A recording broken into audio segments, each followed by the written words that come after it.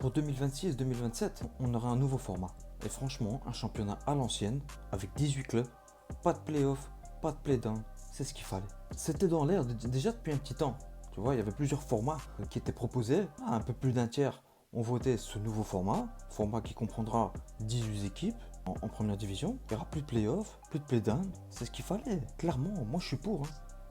Je suis pour. Ah, moi j'étais nostalgique de ce format-là.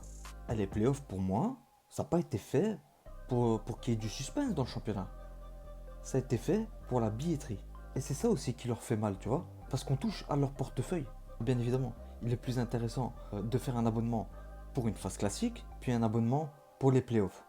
Ou pour les playdowns, tu vois. Plutôt qu'un seul abonnement pour un championnat classique. Puis les clubs qui sont contre, ils l'ont clairement dit. Ils voulaient pas de ce format parce qu'ils savent qu'il y aurait une trop grosse différence et donc peu de concurrence. Tu auras toujours ce top 5, ce top 6, tu vois, avec Bruges, Anderlecht, Genk, Gand, Antwerp. Les playoffs, ça intéresse qui?